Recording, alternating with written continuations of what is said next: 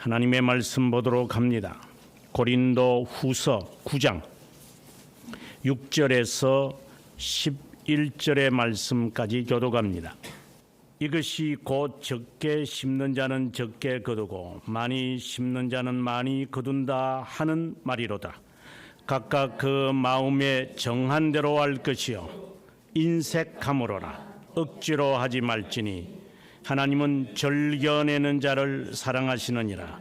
하나님이 능히 모든 은혜를 너희에게 넘치게 하시나니 이는 너희로 모든 일에 항상 모든 것이 넉넉하여 모든 착한 일을 넘치게 하려 하심이니 기록된 바 그가 흩어 가난한 자들에게 주었으니 그의 의가 영원토록 있느니라 함과 같으니라. 심는 자에게 씨와 먹을 양식을 주시는 이가 너희 심을 것을 주사 풍성하게 하시고 너희 의의 열매를 더하게 하시리니 너희가 모든 일에 넉넉하여 너그럽게 연보를 하면 그들이 우리로 말미암아 하나님께 감사하게 하는 것이라. 아멘. 오늘의 이 말씀을 읽다 보면 늘상 헌금에 관한 말씀이구나라고 우리가 아주 섣불리 판단하게 됩니다. 사실상 오늘의 이 말씀은 우리말로 연보라고 되어 있는데, 제가 어릴 때에 이제 하나님 앞에 헌금 드리자 하는 말을 연보를 드린다 이런 말로 어릴 때 많이 하신 것 같아요. 오늘의 이 말씀은 헌금과 무관합니다. 오늘의 이 말씀에 특별히 6절에 적게 거둔 자, 적게 심는 자는 적게 거두고 많이 심는 자는 많이 거둔다 하는 이 말을 보면은 이제 이 하나의 비약이지만 너희 11조를 드려봐라. 하나님께서 너희에게 복을 붓지 아니하는가 시험하라. 이런 말씀과 전혀 관련이 없음에도 불구하고 우리는 이런 말씀을 가지고 사람들에게 헌금을 독려하는 경우가 있음을 먼저 알아야 되겠습니다. 지금 사도 바울이 우리들에게 무엇을 지금 말씀을 하려고 하는 것인가? 우리말로 연보라고 했기 때문에 정말 번역이 잘못된 것이다 라고 저는 확신을 갖습니다.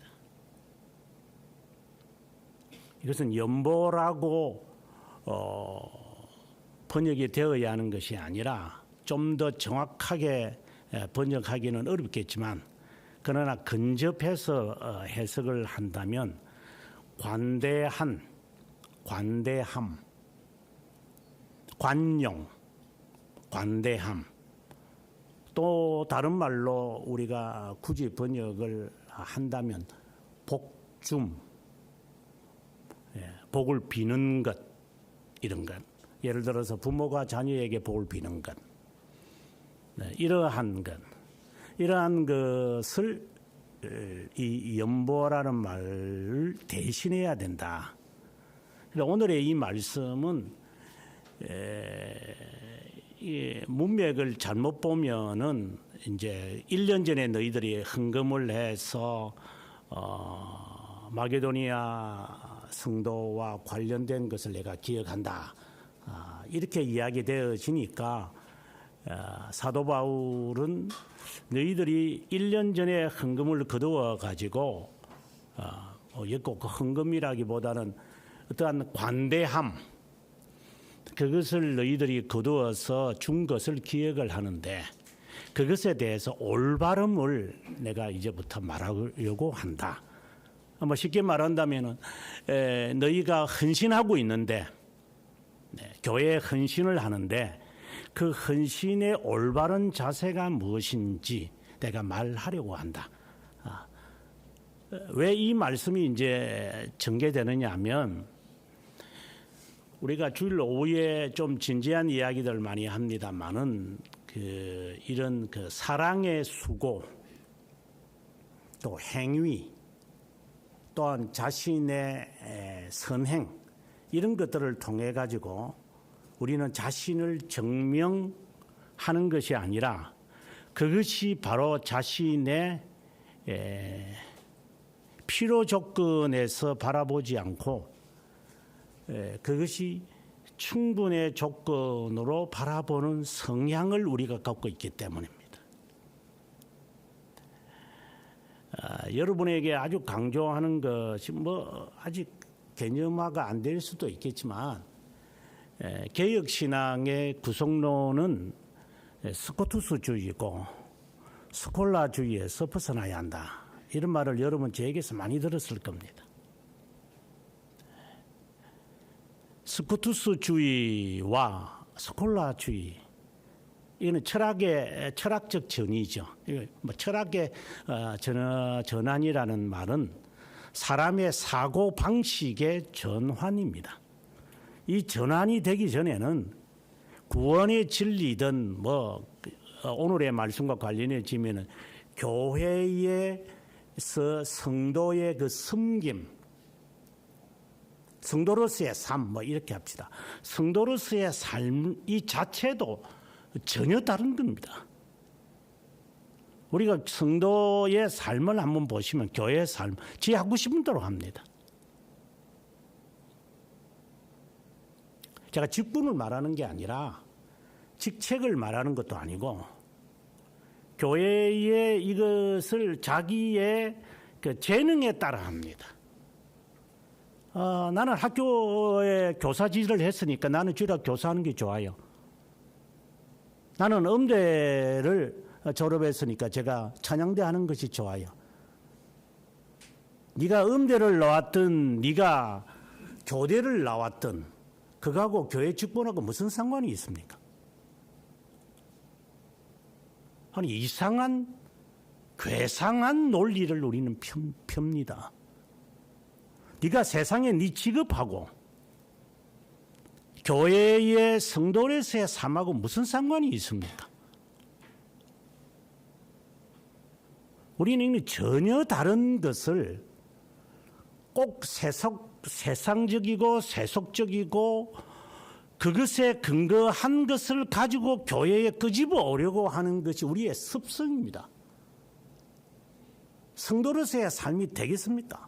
나는 시간이 있으니까 나는 이것을 하고 나는 시간이 없으니까 나는 뭐 예를 들어서 나는 돈으로 취급하고 말겠다. 그래서 바쁜 놈들은 나는 뭐 봉사는 못하니까 내가 뭐 가지고 있는 것은 돈이라도 제가 할게요. 아주 당연하게 여겨지는 겁니다. 교회 안에서. 그래서 자기의 재주를 가지고 자기가 하겠다는 겁니다. 정말 한심한 인간들이지 않을 수 없습니다. 그럼 가정에서 할 때 네 가지고 있는 재주 가지고 네 가정이 이끌어 가느냐? 네가 밖에서 어떤 짓을 하고 어떤 직업을 가든지 간에 그것 가지고 네 집구석에 와서 한번 사용해봐라. 그 사용이 되든가. 내가 교수질을 했다. 그럼 집에 와서 내가 교수질을 할까요? 그건 막대가는 사람 아닙니까?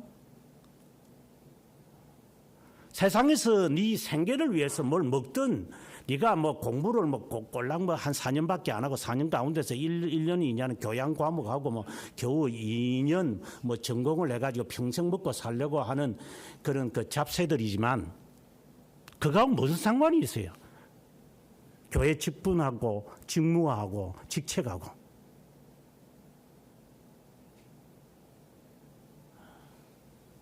이것이 아주 자연스러운 것입니다. 우리에게는. 세상에 있는 이 그 냄새나는 것을 가지고 교회 가지고 와서 마치 내 재능이 재주가 이것이 하나님께 드려지는 것이라고 말합니다.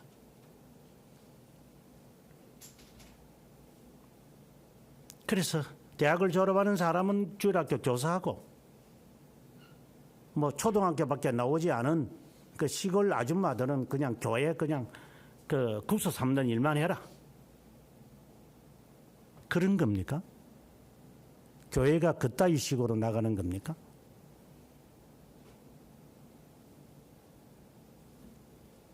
그는 세상에서 써먹는 썩어진 것이고 교회 하나님의 자녀라고 하는 것이 전제가 된다면 서로가 서로를 위해서 무엇을 해야 되느냐를 전제를 알아야 되잖아요.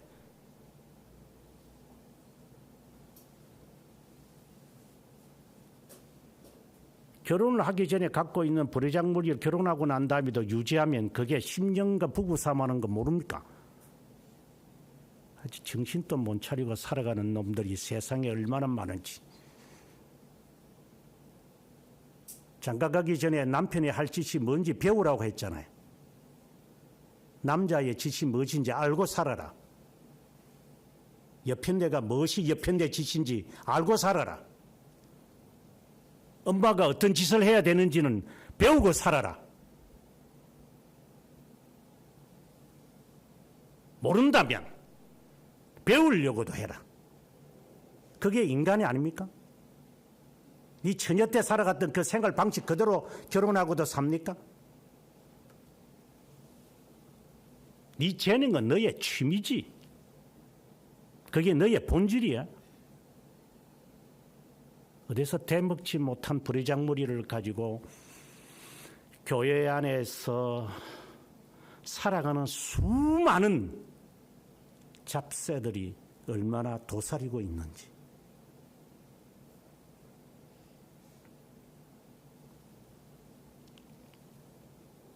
(26장) 웨스트민스터 신앙고백서 성도의 교제에 관해 주석을 쓰면서 한국 교회의 이 현실과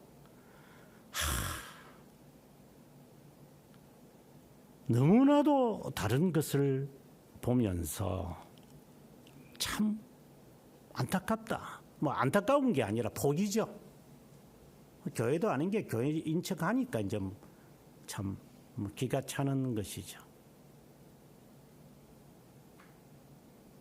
사도 바울은 고린도 교회를 바라보면서 너희들이 1년 전에 그렇게 준비해서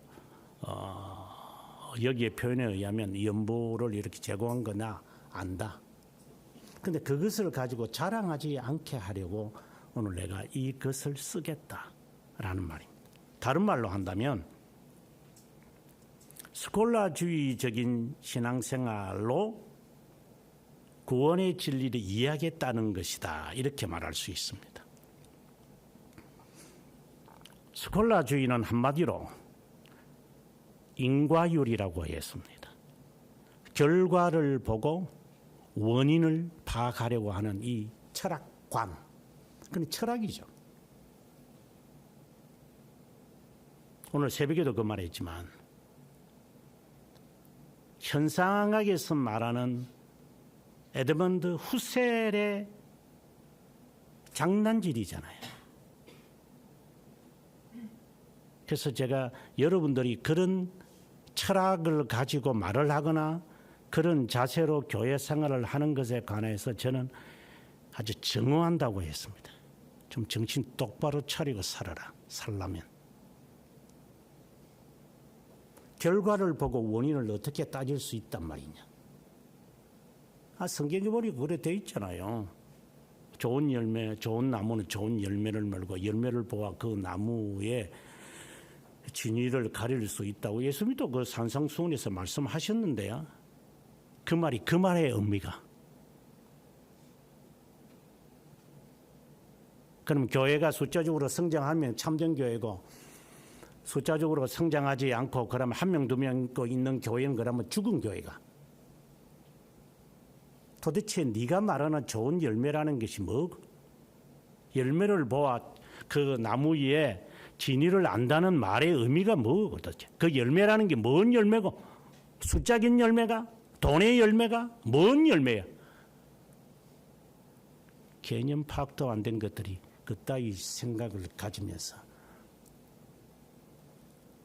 그런 사고방식으로 부부생활도 하겠지. 성도라고 하는 말이 걸맞을까요? 우리에게? 성도. 오늘의 말씀이 1절이 이제 그 말이거든요. 성도의 섬기는 일에 관하여 성도라고 했어요. 교회의 지체를 의미하게 될 때 성도라는 단어를 특별히 씁니다. 크리스찬이라고 하는 말을 할 때 그리스도인이라는 대상을 용어를 쓸 때는 개인을 의미하고 성도라고 하는 말을 할 때는 항상 복수입니다. 무리를 말합니다. 그리스도인의 무리를 말할 때 그 성도란 이런 말로 이제 해석이 되어져 가는 겁니다. 크리스찬들이 성도다 이퀄이 될 수 없습니다. 왜? 가짜 그리스도인들이 있고 유사 그리스도인이 있기 때문에.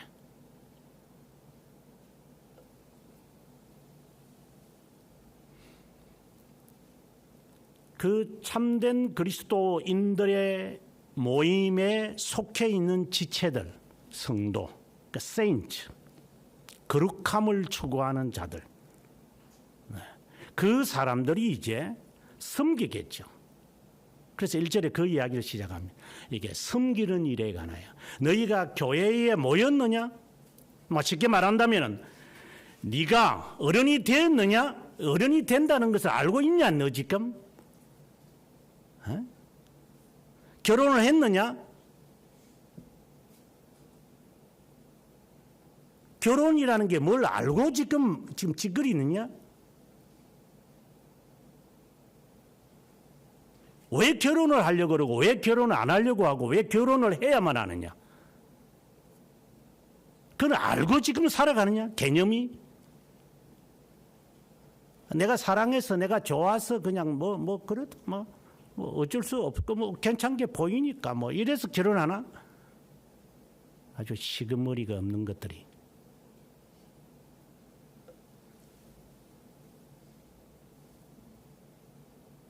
그래서 아무나 손 내밀면 결혼하나? 미래는 바라보지 않나? 제가 조례할 때 그런다고 그랬죠. 네 앞으로 60년 같이 살 거다. 30대를 두고 하는 말이지만 네 60년 동안 같이 살 자신이 있냐? 네?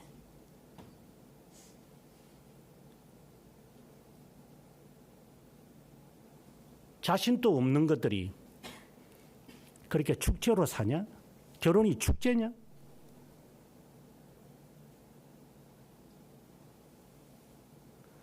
성도라고 하는 이것이 무엇을 의미하는 것이냐? 그리스도를 머리로 하며 구원을 받은 자들의 모임이죠. 나는 성도다 하는 교회의 지체라는 것을 전제하는 겁니다. 나는 교회의 지체로서 또 우리가 흔히 말하는 이제 패밀리라고 합시다. 가족이라 합시다. 가족이란 무엇을 의미합니까? 그래서 그 영어에 보면은 이름이랄 때에 name. 근데 그걸 둘로 나누죠, 이 사람들은. 우리는 그냥 이름, 성명, 한자로는 성명이라고 하지만 너의 패밀리 네임이 뭐며 너가 흔히 불려지는 이름이 뭐냐? 패밀리라고 하는 것은 같은 성을 가진 자들이 우리나라는 결혼해도 성이 그대로 가니까 할 말은 없지만 저는 이해가 안 돼요. 결혼을 했는데 패밀리가 됐는데 왜 성을 그대로 유지하고 있는지 희한한 배달의 민족이라고 생각이 드는 사람이지만 남편 성을 따르든 여성 성을 따르든지 간에 성은 하나가 돼야지 패밀리지. 성이 두 개가 어디 있어요? 너는 박씨고 네 또 배우자는 김씨다. 그게 말이 되는 겁니까? 그게 패밀리입니까? 이 개념 자체가 틀려먹은 거 아닙니까? 패밀리라는 것은 같은 성을 가진 자들입니다. 같은 성도 아닌 것들이 패밀리라는 거예요, 이게. 그래서 이혼율이 세계 1인가? 정신을 못 차리고 살아가는 인간들. 그게 페미니스트가 그게 네 성 보존해서 뭐 할 건데?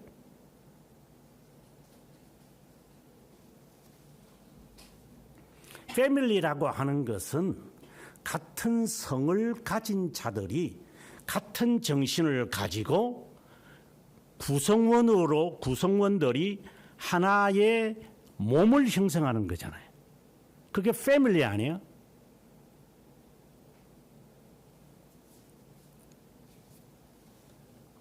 교회란 그리스도를 머리로 하고 구원을 받은 자, 머리로 한다는 말은 그리스도를 주로 고백하는 자들, 구세주로 고백하는 자, 구속자로 고백하는 자, 구원자로 고백하는 자, 구세주로 고백하는 자, 그들이 모임을 형성을 하는 것을 우리는 성도라고 그래요. 그럼 성도는 이렇게 살아야 돼요. 앞서 말한 대로 네 재능대로 네 기분대로 사는 게 아니라 성도의 삶에 섬기는 일은 정해져 있어요. 그렇지 않으면 어떻게 한 몸이 됩니까? 서로 역할은 다를 수 있겠지만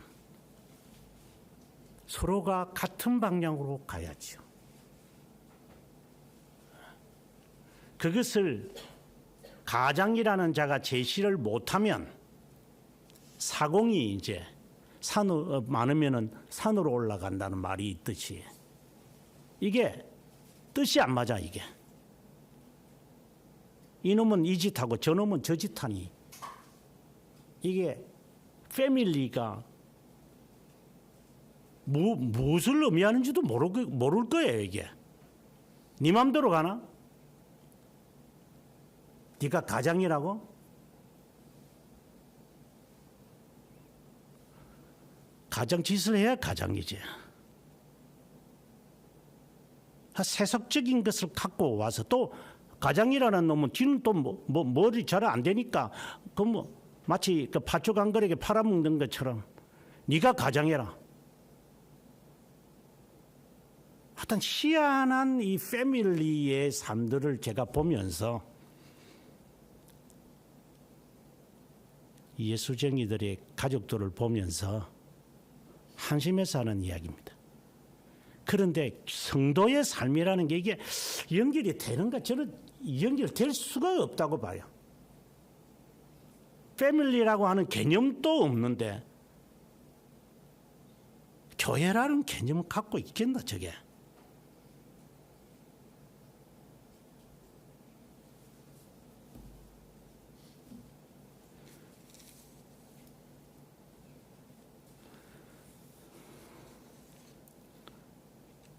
시작부터 사도 바울은 9장에 이렇게 말합니다. 성도를 섬기는 일에 대하여 그리고 13절에 가서 그들과 모든 사람을 섬기는 너희에 라고 이야기를 합니다. 섬기는 이야기로 시작하여 섬기는 이야기로 마무리하는 것을 봅니다. 그 주제가 오늘의 우리가 관심을 가져야 하는 연보라고 하는 단어입니다. 관용이죠. 복주심. 제작부터 이렇게 합니다. 내가 이것에 관해서는 쓸 필요는 없겠지만 근데 섬기는 교제를 말하는 겁니다. 성도의 교제라는 것을 말할 필요는 없겠지만 이미 너희들이 알고 있을 것이라고 생각이 든다. 하지만 마게도니아인들에게 2절에 너희를 위해서 마게도니아인들에게 아가야에서는 1년 전부터 준비했던 것을 자랑하는데 이게 이제 문제가 되는 겁니다.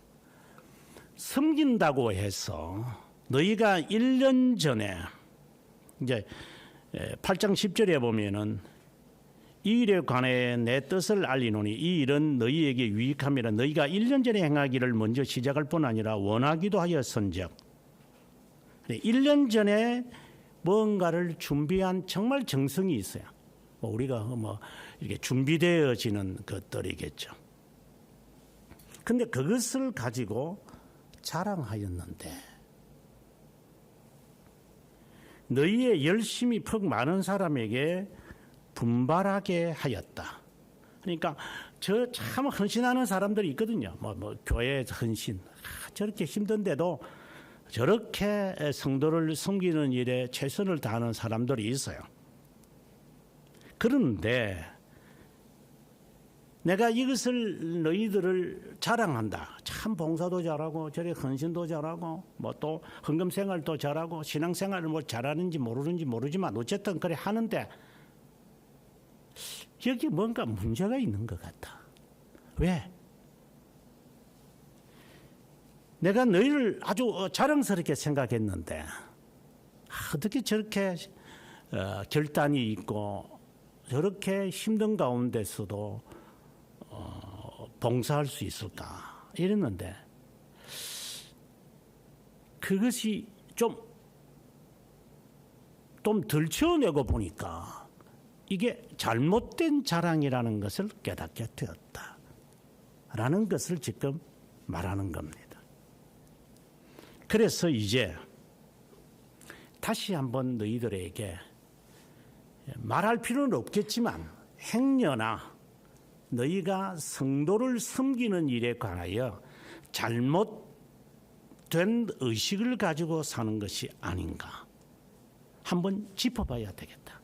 이 말은 성도의 교제라는 이름을 가지고 보통 이제 성도의 교제를 주장하는 한 몇 주 전에도 그런 설교를 했지만 교회 와가지고 성도의 교제가 없다는 놈들 치고 제대로 신앙생활을 하는 사람을 거의 보지 못할 겁니다. 도대체 성도의 교제라는 게 뭔지에 대한 정의도 없을 겁니다. 지가 주도하는 게 성도의 교제라. 지가 주도하지 않으면 성도의 교제가 아니에요.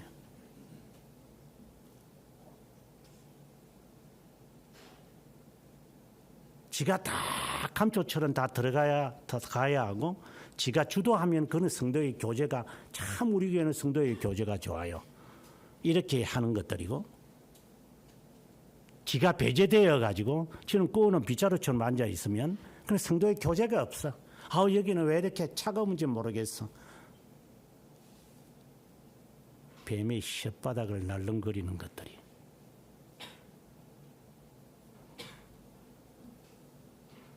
네가 말하는 교제가 뭐고? 쟤한테 기분 좋게 하면 교제죠.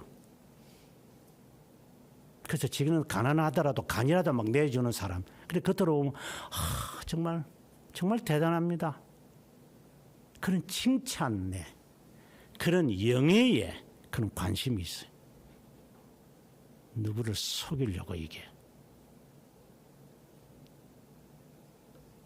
꼬우나 빗자루로 앉아 있으면 안 되나? 그럼 교제는 아니가?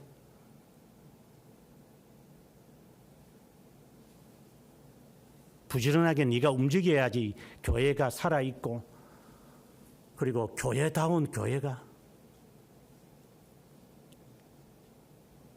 하여튼 이상한 놈들이 하도 교회에 많아서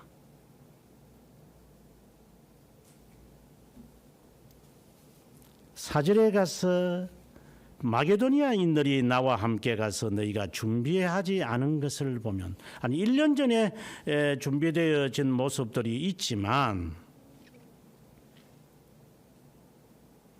그런데 실제로 가서 보면 그렇지 않는구나. 그냥 디도에게서 들어서 내가 알았는데 실제로 가서 이렇게 봐가지고 너희들이 준비한다고 1년 전에 준비한다고 해가지고 그렇게 열심히 한다고 한 것인데 실제로 내가 가서 보면은 내가 자랑하지 않을 것이 있고 내가 지적할 게 있을 것 같아. 그러니까 내가 가기 전에 내가 지적을 먼저 하겠다. 그거 고쳐라. 자, 이 말을 지금 하고 싶은 겁니다.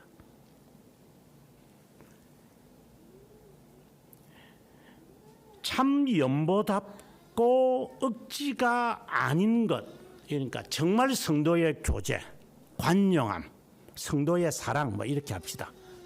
성도로서의 삶, 성도로서의 교제 이것에 대해 이제부터 말하도록 하겠다. 적게 심는 자는 적게 거두고 많이 심는 자는 많이 거둔다 하는 말을 기억을 해야 한다. 이렇게 말합니다. 그러면 우리는 여기서 이제 어떻게 딱 떠오르면은 그러니까 많이 헌신하니까 많이 거두겠네. 그래서 열심을 내야 되겠구나. 그래야지 많이 거두시지 않겠나. 이제 이러한 섣부른 판단을 내립니다. 그는 틀린 겁니다. 그 뭐 해석은 지가 그렇게 하든 말든 상관 안 합니다. 그는 틀린 겁니다.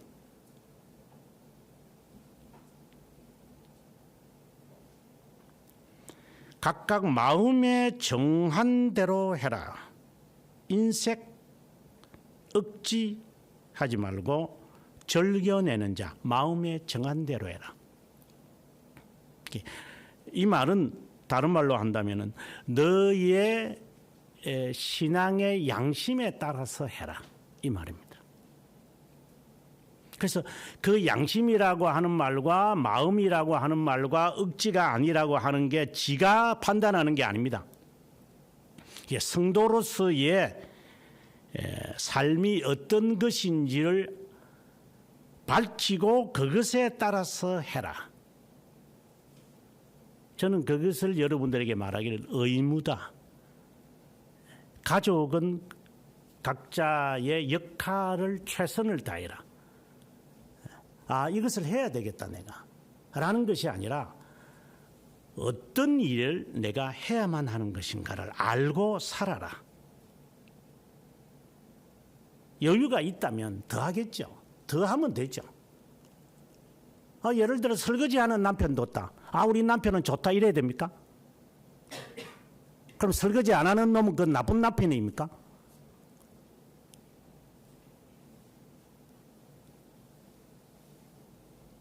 지한테는 좋겠지. 설거지를 하는 안 하는 것이 하든지 안 하는 것이 기준이 아니라 이 말을 제가 하는 겁니다. 그가 하는 일이 있겠죠. 그 일에 최선을 다한다면 그것이 보기에 아름다운 거 아닙니까? 자식이면 자식 역할을 해라. 자식 짓을 해라 이 말입니다. 보통 우리가 그러죠. 너 열심히 공부해라. 너는 열심히 공부하는 일이다. 학창 시절이니까. 그럼 무슨 짓 하고 있었니 지금? 왜? 지 부모가 그따위 짓을 하니까. 부모가 그따위 짓을 안 하니 집구석에 와서 할 짓은 게임밖에 없겠지. 부모가 그따위 짓을 하니까. 정말 열심히 자신의 의무를 하는 그 부모를 본 자녀가 그러한 여유가 있어요? 심는 대로 거둔다. 적게 거둔 자는 적게 거두고 많이 심은 자는 많이 거둔다는 말씀의 의미입니다. 네가 뿌린 대로 얻는 것이다. 이 말은 정말 네가 해야 할 일을 그것을 최선을 다하는 것이다. 이들레트 칼빈의 아내가 칼빈에게 글을 쓴 것은 없지만 칼빈 선생이 기욤 파렐에게 보내는 서신을 통해서 아내 이들레트가 남편 칼빈에게 어떻게 했는지를 알 수 있습니다. 세 통의 편지에서 그는 아내에 관한 이야기를 이제 기욤 파렐 결혼하기 전에 이제 기욤 파렐에게 보내고 그다음에 피에르 필레스에게 보내는 편지에서 결혼 생활에 관한 이야기를 하고 나중에 이제 부처에게서 이제 좀 자신이 아내와의 헤어짐에 관한 슬픔의 이야기를 하는 이런 세 통의 편지가 있습니다. 거기에서 이제 마지막 편지에서 이런 말을 합니다. 아내를 읽고 난 다음에 하는 이야기입니다. 세상에서 나의 반려자를 나는 잃어버렸다. 그는 두 번의 이제 유산을 합니다. 이들레트가 뭐 유산하기보다 한 번은 유산하고 한 번은 이제 아기를 낳고 난 다음에 그 아이가 죽죠. 그러니까 유산은 아니겠죠. 그리고 이들레트는 과부기 때문에 그 아이들을 데리고 왔습니다. 근데 아이들이 말을 안 듣습니다. 항상 칼빈의 말을 안 듣습니다. 볼에 질이 안 좋은 애 같아요.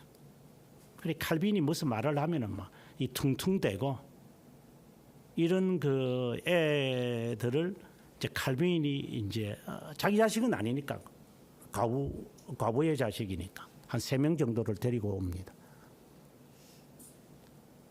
근데 칼빈의 마음에는 늘 안타깝죠. 또 칼빈이 또 아이를 이렇게 잘 할 수 있는 여유가 없고 매우 바쁜 분이니까. 그래서 항상 미안해요. 이들레트에게 미안하다고. 내가 아이에게 관심을 가지지 못한다. 이 말에 대한 미안함을 그가 씁니다. 어이 정신 차려라.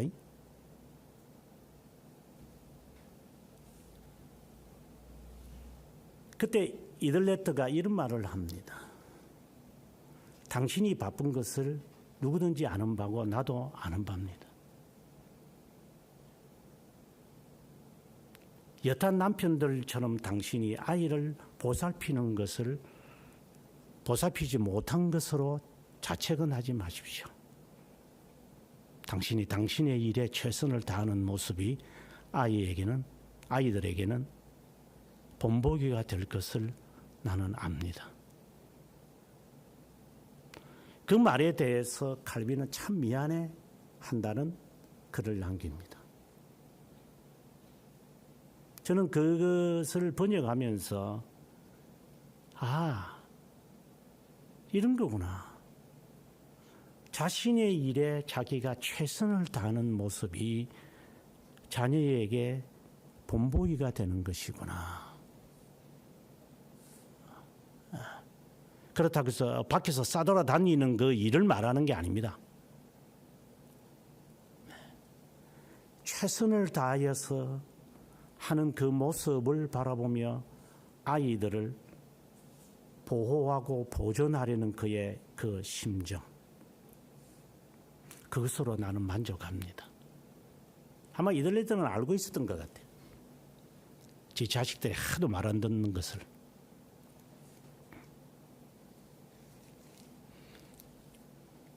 마음을 다하여 정한 대로 하라, 이 말입니다. 하나님은 그런 사람들을 사랑하신다라고 전제를 합니다. 그래서 나는 뭐 이만큼 드리면 되지, 그런 말을 하는 게 아니라 너가 양심으로, 그러니까 양심을 바라보면서 너의 믿음의 분량에 따라 두렙돈이라도 그것이 하나님의 것이다. 하나님께 드린다는 말을 제가 잘 안 하지만 하나님의 것이라고 하여 하나님께 드릴 수 있다면 그것을 하나님이 받으신다. 그래서 월요일 날 설교를 하면서 여러분들에게 속한 것과 소유라는 의미를 알고는 있느냐라고 질문을 던지고 답을 내렸습니다. 내 것이 하나님의 것이냐? 이것도 하나님의 것이냐? 개념은 파악이 되어 있느냐?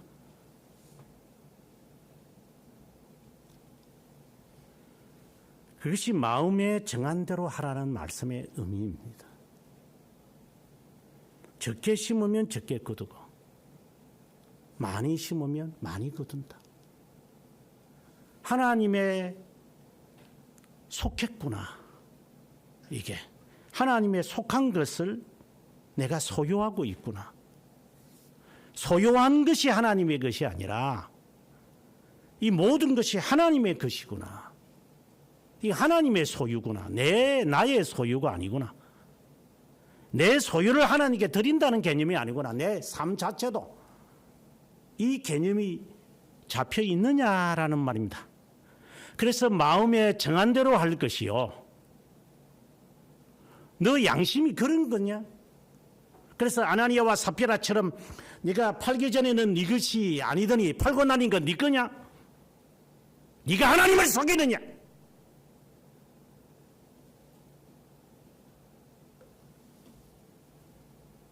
팔기 전에는 네 것이 아니더니 팔고 나니까 네 것이더냐?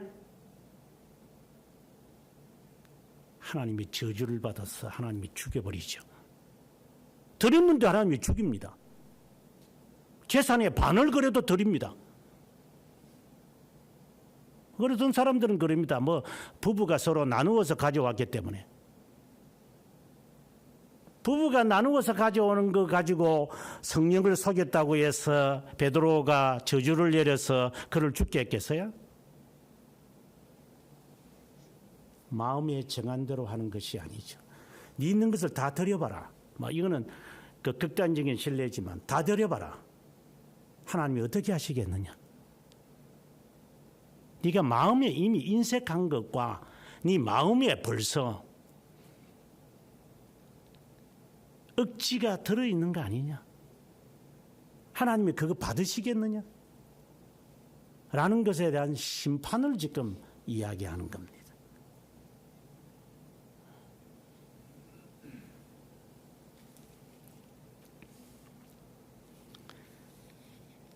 8절에 와서 이제 모든 은혜를 너희에게 넘치게 하시는 분이신데 모든 일에 넘치게 하시기를 또 원한다.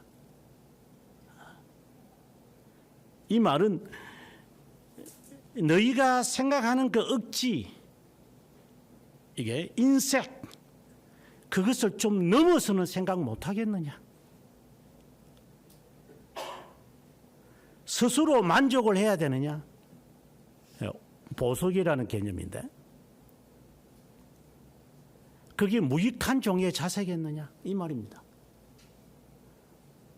만약에 하나님께서 뭐 그런 일은 없겠지만 하나님께서 그렇게 한다고 합시다.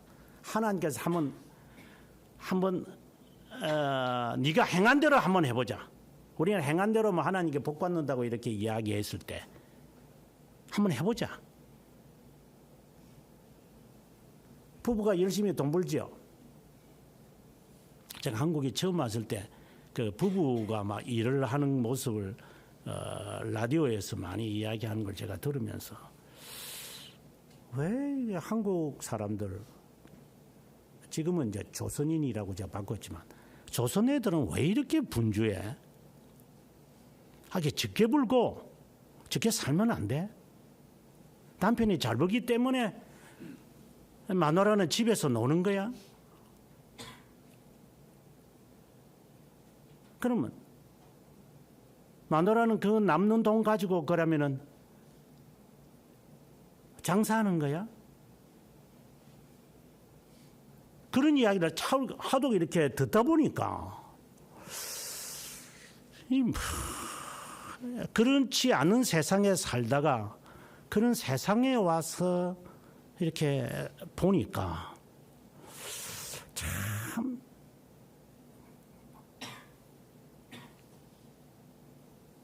2005년도에 와서 제가 비로소 이제 이름을 나은성이라는 이름으로 바꿨지. 그전에는 나은성이 이름을 사용하지도 않았습니다.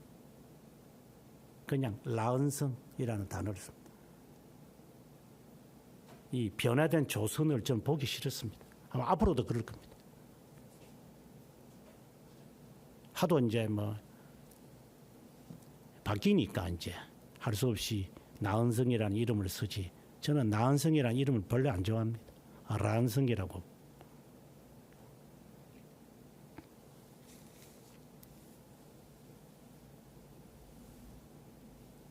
그래서 부부가 돈 열심히 벌어가지고 그래 남는 돈 30만 원 남는다 그러더구만.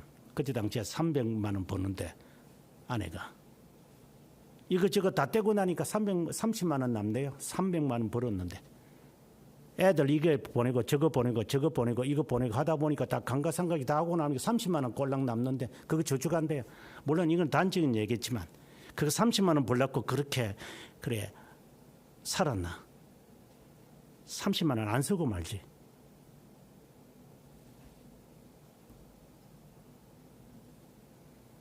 전략하면서 매니저하면 사람이 못할 것도 할 수 있고 할 것도 못할 수도 있는데 달달 볶으니까 그렇지. 욕심이 많아서 그렇지.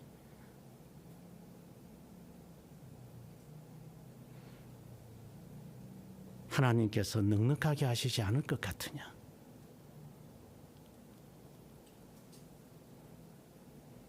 그러면서 시편 112편의 말씀을 인용을 하고 오늘의 마무리를 그는 하게 됩니다. 시편 112편에 가서 이런 말씀의 내용이 들어 있습니다. 할렐루야, 여호와를 경외하며 그 계명을 크게 즐거워하는 자. 성도라는 말로 바꿀 수 있습니다. 성도들에게는 복이 있도다. 3절에 가서 부와 재물이 그의 집에 있으며 공의가 영원히 선다. 상당히 앞뒤가 안 맞는 말씀 같습니다. 그러나 이 말씀은 앞뒤가 맞는 겁니다. 왜 그런가 하면 10절에 오늘 본문 10절에 보면은 심는 자가 씨와 먹을 것을 주시는 이가 그 너희 심을 것을 주사 풍성하게 하시고 의의 열매를 더하게 한다.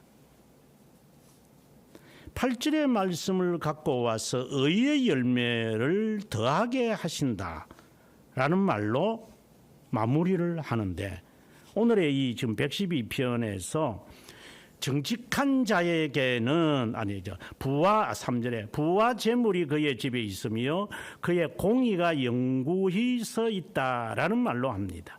그리고 4절에 가서 정직한 자는 1절에 있는 경외하는 자, 계명을 즐거워하는 자, 그리고 4절에 정직한 자는 다 같은 의미를 지금 두고 있습니다.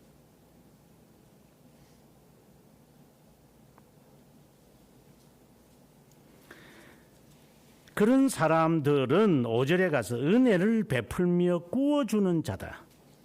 지금 경외하는 자, 계명을 즐거워하는 자, 정직한 자, 은혜를 베풀며 꾸어주는 자, 잘 된다. 그 일로 인하여 정의가 행하게 될 것이다. 지금 성도의 삶에 관한 이야기하고 부와 재물에 관한 이야기를 하는데 의와 연결을 지어버려요. 이제 그것을 지금 이제 사도 바울은 가지고 와서 우리들에게 지금 설명하고자 하는 겁니다. 그리고 9절에 가서 그가 재물을 흩어 빈궁한 자에게 주었으니 그의 의가 영구히 있고 그의 뿔이 영광 중에 들리리로다. 지금 연보에 관한 이야기를 하는 듯 싶다가 결국은 이것은 의와 관련된 이야기로 의의 열매로 오늘 본문에 이제 10절에 의의 열매로 더하게 한다라는 말로 이제 그는 마무리하고자 하는 겁니다. 이 말은 지금 성도의 섬기는 일이 가족의 구성원들이 그의 역할이 무엇인지 성도가 지체로서 교회를 구성하는 성도들이 어떻게 해야 되는지에 대한 이야기를 신뢰로서 헌금을 언급하지만 실제로는 관용을 말하는 것이고 이 관용을 양심에 따라서 자신의 역할을 충분히 하는 그 자는 의의 열매를 더하게 하신다. 일단 이것을 기억해야 됩니다. 또 다른 말로 한다면 성도의 삶을 제대로 살아가는 자는 의의 열매를 거둔다. 이렇게 해도 됩니다. 바꾸어 말해도 됩니다. 이건 진리이기 때문에. 의의 열매를 거두는 자는 성도의 삶을 살아가는 자다. 이렇게 해도 됩니다. 이거는 스코투스주의이기 때문입니다.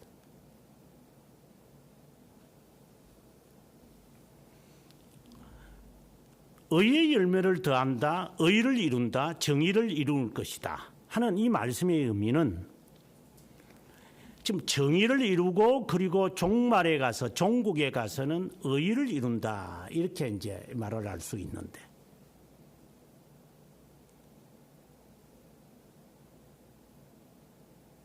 의를 이룬다는 의미가 뭐죠? 의의 심판을 면하게 될 것이다.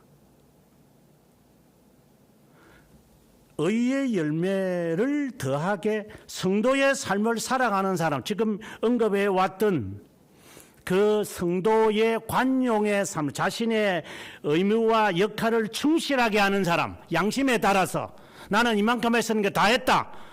그렇게 행동하지 않고 정말 최선을 다하여서 자신의 그 일에 다하는 그 사람은 의를 이룬다. 하나님의 심판을 면하게 될 것이다. 다른 말로 구원을 받게 될 것이다. 구원을 받는 자는 그렇게 살아간다.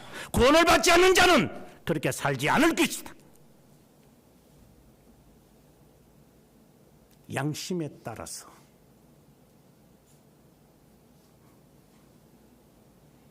자신이 할 수 있는 일에 최선을 다하는 사람, 이런 말까지 얘기했지 뭐 이런 말이 아니라 성경의 말씀이지만 네가 할 수 있다면 네 창자라도 내어놓았을 것이다.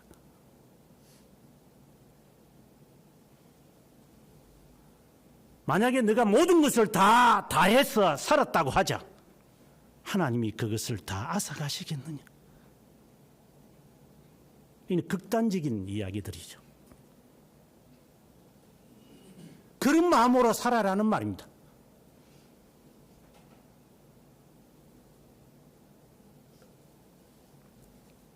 가끔씩 떠올리는 이야기지만 정말 수고하고 애쓰고 난 다음에 하나님, 결과는 저는 모릅니다. 하지만 나보다 열심히 한 사람이 있다면 그 사람에게 영예가 돌아갔으면 좋겠습니다. 지금 고시 공부하는 놈이 있지만 딸내미가 하나님, 나보다 열심히 하는 사람을 주께서 합격시키는 것이 당신의 뜻인 줄 압니다. 그는 정직한 기도는 못합니까? 그게 양심의 가책이 되지 않는 일이 아니겠습니까?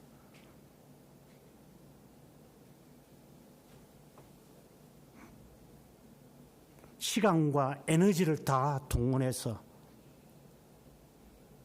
꼭 1등으로 들어갈 이유는 없죠. 40명 모집하면 39등, 40등으로 들어가도 합격인데 정말 열심히 했습니다. 하나님. 이거는 내 양심에 물으셔도 대답은 동일합니다. 하나님, 열심히 살았습니다. 열심히 했습니다. 그래서 잠에서 깨려고 얼음물에 발을, 겨울에 얼음물에 발을 담그고 했습니다. 잠을 이겨보려고 주먹으로 자신을 때린 적도 많았고 칼을 물고 공부한 적도 많았습니다. 그러나 나보다 더 열심히 한 자가 있다면 그에게 영예가 돌아가는 것이 공의의 하나님이신 줄 믿습니다. 이 기도할 자신이 없습니까?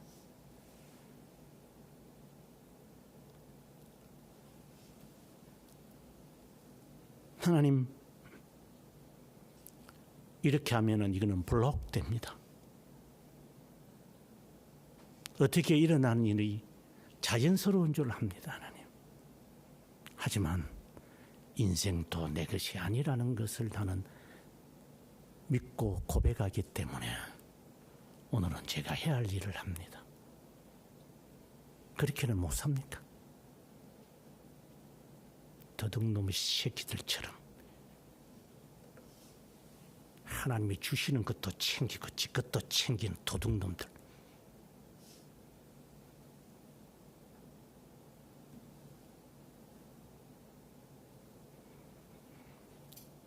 하나님 앞에 정직하지는 못합니까?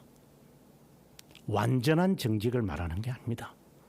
네 마음을 다해서. 하나님, 저는 이거밖에 안 됩니다. 하지만 최선을 다해서 살았습니다. 또 다르게 표현을 하면 양심을 걸고 하나님의 심판대 앞에 섰을 때라도 내 자녀에 관해서도 정말 이렇게 하는 것이 정직한 삶이라는 것을 가르쳐주고 싶었던 겁니다. 비록 남들처럼 화려하지는 않겠지만 내 양심을 걸고 제가 할 수 있는 역량에 따라서 해왔습니다. 당신의 처분을 기다립니다. 그렇게는 기도 안 됩니까?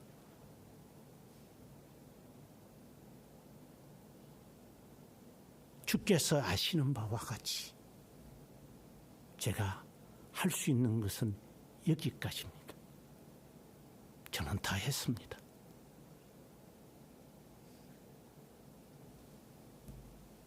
그렇게는 기도 안 됩니까?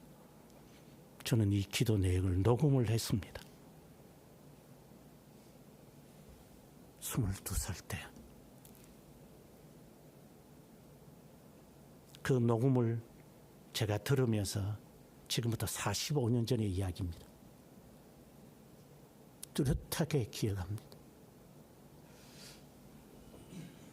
나보다 더 열심히 한 사람을 주여 영예를 주게 하시고 저는 그보다 한 발자국 더 하겠습니다. 그럼 그 영예를 저에게 주십시오. 그게 내 양심입니다.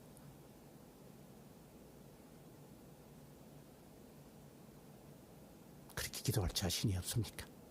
그냥 받고만 보는 겁니까? 도둑놈들처럼 합격만 하면 되는 겁니까? 쟁취만 하면 되는 겁니까? 도둑놈이 씨앗이 속에 들어가가지고 주신 이도 당신이시고 거두시는 분도 당신이기에 당신의 것입니다. 가져가셔도 좋고 주셔도 좋지만 제 것이 아니니까 주셔도 별 상관없습니다. 가져가셔도 제 것이 아니니까. 하지만 맡은 자에게는 충성이니 저는 제가 할 수 있는 양심에 최선을 다하는 겁니다. 합리적으로 합리화시키지는 않습니다.